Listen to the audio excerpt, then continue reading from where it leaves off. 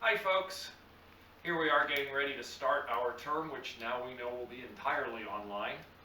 I'm going to make lectures periodically and talk to you about some of the things that have to do with what's in the books. In particular, I'm going to tend to focus on things to show on the map and different objects either from the past or that are like objects from the past that I would normally like to come in and talk about in class. And welcome to my kind of grading area. I do a lot of the grading here in the winters normally, and I've fixed it up as a good place to record. I'm going to start off with a cup of tea. In fact, if you want to pause this and go and get something for yourself, that's fine. So I think this tea is about ready, like mine with sugar.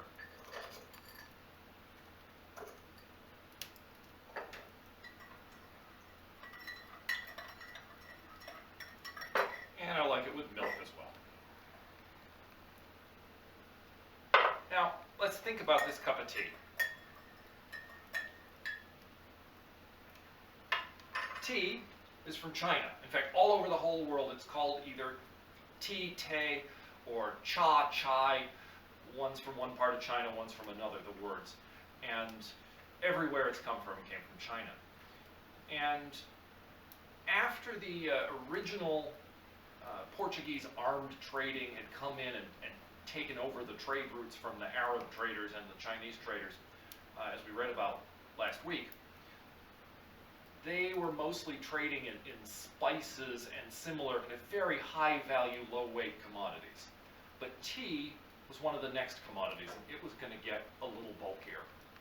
And tea and this whole arrangement here was going to lead to a whole series of empires. You have the tea, you have the sugar, you have the porcelain in the cup. This particular cup was made in Norway 300 years after Europeans learned to make porcelain.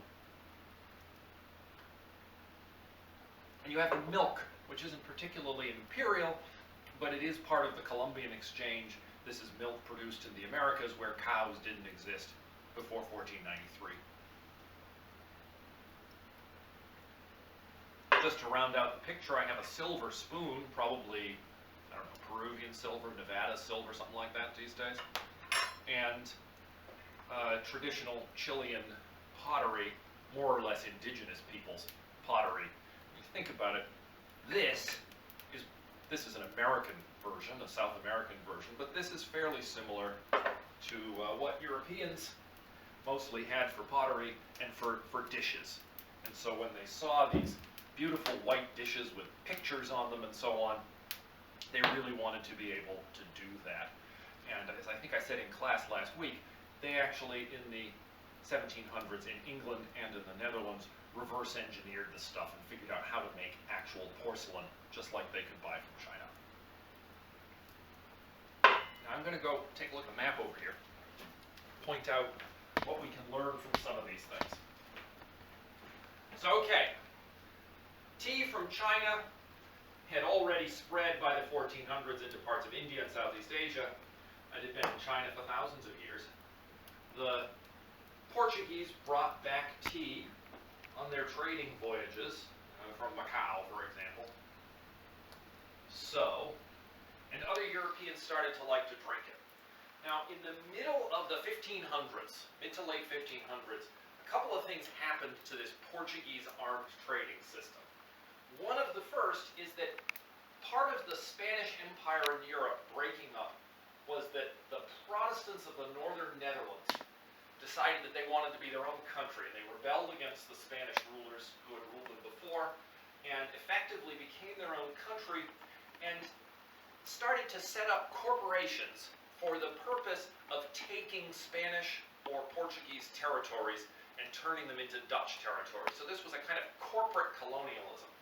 The famous ones were the Dutch East India Company and the Dutch West India Company, West India meaning the Caribbean over here. There was also a Pernambuco company that from about 1600 to 1650 ruled Brazil. So there are Dutch islands still in the Caribbean because of these companies that started in the mid to late 1500s to attack over there.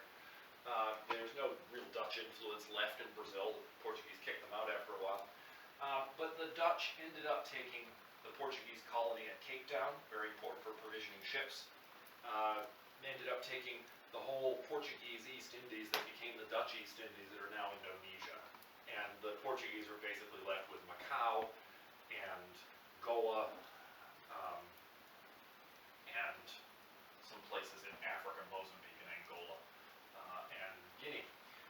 So spices and tea had sent Europeans to knock down a trading system, and then another set of Europeans to knock down another trading system. Now for the sugar. Sugar's a East Asian, South Asian crop originally, the sugar cane. By the 1300s, it was being grown in North Africa. By 1500, it was being grown on these Atlantic islands, the Canaries, the Cape Verdes, the Azores, by the Spanish and Portuguese. And on these islands, something fairly momentous happened. There was not a whole lot of population on those islands, and the Spanish wanted and the Portuguese wanted labor, and so they went and they bought slaves from the slave traders, mostly of North Africa, that were nearby.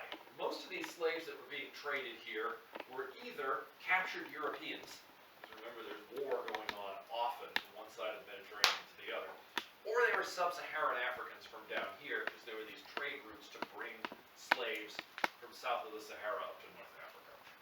And what pretty quickly developed was that the Spanish and Portuguese used sub-Saharan African slaves, black slaves, on these islands.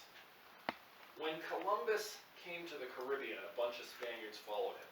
When the Portuguese, accidentally following the winds and currents to get the easy way to get around Africa, bumped into the side of South America and in Brazil, when they found these places, within a few decades, they were setting up great big plantations to grow sugar cane, to sell sugar to their home countries and their neighboring countries in Europe. And the labor on these plantations was going to be almost entirely slaves from Africa. Because why? Because when the Europeans came, they brought malaria without knowing it, they brought yellow fever without knowing, a whole host of other diseases, smallpox, and that, A, killed off a lot of the native workforce, and B, made it a pretty unhealthy place for Europeans also. And in general, tropical Africans were a little more resistant to malaria, a little more resistant to yellow fever. And so it was kind of easier for the Europeans to buy their labor, because not so many Europeans wanted to go there, so you had to buy European laborers also by making them indentured servants. And because the Europeans did not live as long in general, and the Native Americans tended to die in large numbers, Europeans often talked about Indians as lazy. So those lazy Indians, it's partly because they were sick all the time. When they first met, they talked about how big and strong they were, because the Europeans had just come off of long ocean voyages eating salt pork, and they were kind of not so healthy. And they meet these big, strong agricultural peoples on the coast. So there are our two imperial stories. You have a big empire here and a chunk of an empire here, basically built on sugar. And another series of empires here, because the Dutch will go and the British will follow the Dutch and end up conquering India and eventually Hong Kong as well, to be able to sell tea and other Eastern products in Europe. So you get this huge set of world trade that's basically in that cup of tea. Now, in another talk, we'll come back to the idea that it's really the Chinese economy driving the whole thing with its demand for silver to pay for the tea and other things. We'll come back to that another day. For now, I think I'm going to go check on the fire.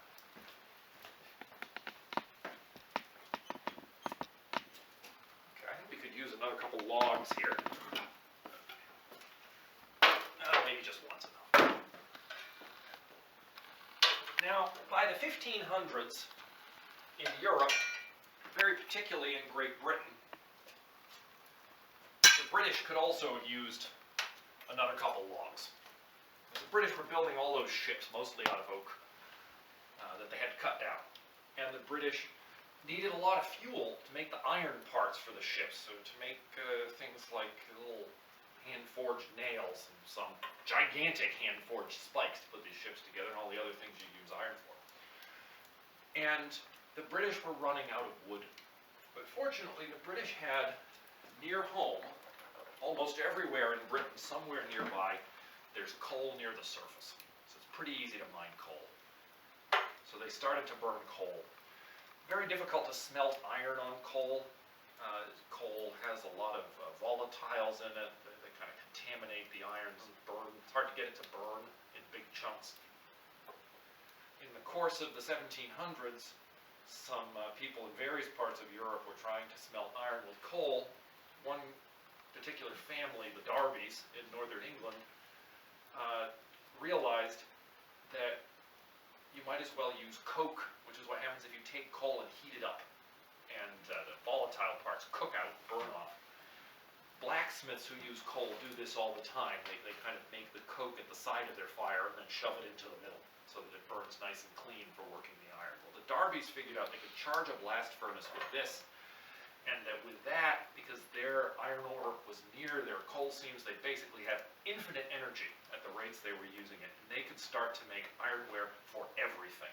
So where before iron might have been mostly for nails, occasionally for important kinds of kettles, but often those were made out of copper because it's easier to work, the Darbys were able to make stuff like this. And so you could have a big cast iron thing with a lid that you could bake in, Dutch oven style. You could have a grate to burn your coal in your fireplace. You could have, eventually by the 1770s, all the pieces for a gigantic bridge that you can still see today. In fact, if you want to see it, just look up in Google Maps, the Iron Bridge, and you'll find it in Coalbrookdale in England. All cast, all made out of this material that had existed for a while, cast iron, but had not been able to be made in these huge, reliable quantities. That was going to be one of the things that would really mark the Industrial Revolution and really start it going. So we'll come back, we'll talk about some of these things later on. Let me tell you, this week, we'll still be figuring out how second week works exactly. There will be the homework as assigned, although I've combined some days. There'll be group exercise for making one big timeline, one big timetable out of your homework. And there'll be a group exercise for listing and defining 2 or 3 dozen key terms from the various chapters of the Marx book. And those will appear in Moodle on the days that I want you to do them. I'm kind of hoping that everybody can do each of these exercises in the same couple of days, because the idea is you'll be responding to each other. The detailed instructions will be in there. I'm still working out how to deal with the grading. Some of what was to be pass-fail homework will probably become graded. Some of the class activities will be graded and some won't. Basically, I'm replacing what would have been the test grades in Moodle, where it currently says there's a test. You'll see that I put it instead of replacement for. And part of that is just going to go into class discussion. So folks, stay home, flatten out the curve of infection, do all our civic duty, take care of yourselves, be well, and be in touch. Anytime you want, I will answer the email. If you want to call up and talk, we can work that out if something's bothering you. I'm perfectly open to having, say, weekly open chat sessions on Moodle at class time, which is either 8 or 1 p.m. Eastern Daylight Time. Possibly we just do the 1 o'clock session, come to think of it. Perfectly open to that. Just let me know if more than a couple people are interested, I can do it. Video conferencing is a little harder to work out, but if you really want to, we